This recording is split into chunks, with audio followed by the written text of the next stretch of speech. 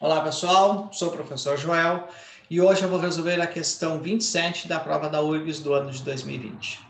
A prova da URGS é uma prova muito tradicional com esse estilo de questão. Nos últimos anos aí tem vindo de uma a duas questões por prova e geralmente vem ali no início da prova, tá? Dentre as 25 questões, tu já espera ali entre as 5 primeiras questões vir de uma a duas questões neste formato. Esse estilo de questão, ele desafia o aluno um pouquinho mais. Por quê?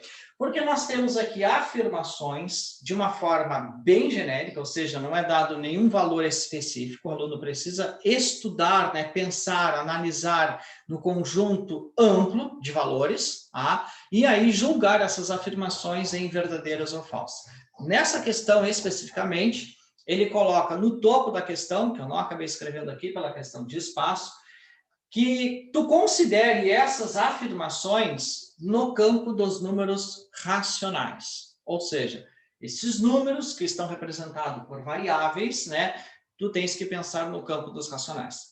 Os números racionais, caso tu não lembre, são todos os números inteiros, todos os números decimais finitos e todas as dízimas periódicas. Então, esse grupo, né, esses três grupos de números são classificados como números racionais. Vem aqui comigo e a gente vai analisar cada uma das afirmações. A primeira afirmação, ele te diz o seguinte: se zero é menor do que A sobre B, então A sobre B é um número racional e ele é maior do que zero. Então, significa o quê? Se esse número é maior do que zero, este número é um número positivo. E C sobre D é um número maior do que A sobre B, ou seja, são dois números positivos, porque os dois são maiores do que zero, só que o segundo é maior do que o primeiro. Então, se tu pegar o primeiro número e elevar ao quadrado, ele vai continuar sendo menor que o segundo número ao quadrado.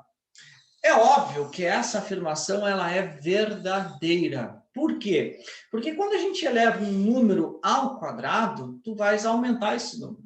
Tu tens dois números, um menor e outro maior. Tu elevas o menor ao quadrado, tu aumentou ele. Mas se tu elevar o maior ao quadrado, tu vai aumentar mais, porque ele já era maior em relação ao primeiro. Então, quando tu elevar ao quadrado, essa desigualdade vai se prevalecer. Não satisfeito com essa explicação muito ampla, tu podes pensar em exemplos, tá? Só que quando a gente pensa em exemplos, né, a gente tem que pensar em várias situações possíveis. E aí, se tu não achou um contra-exemplo que fale essa afirmação, então, obviamente, ela vai ser verdadeira.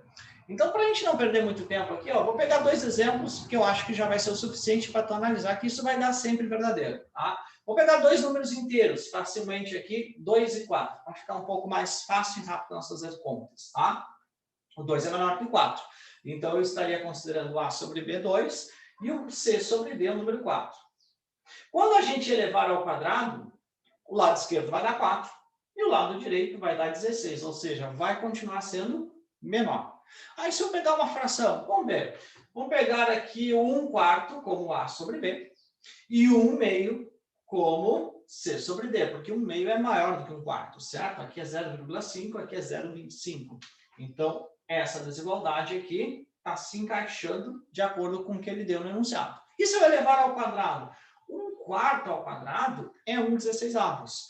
1 meio ao quadrado é 1 quarto. 1 quarto continua sendo maior que 1/16. Logo, a afirmação número 1 ela é verdadeira. Perfeito?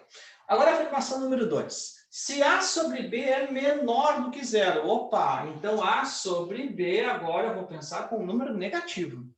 E o C sobre D maior do que zero. Então, eu tenho que pensar obrigatoriamente como um número positivo. Tá? Então, se eu somar um número negativo com um número positivo, esta soma vai dar sempre maior do que zero? Ou seja, será que essa soma é sempre positiva? Já dá para saber que não, né? Nem sempre a soma de dois números de sinais diferentes vai dar um número positivo.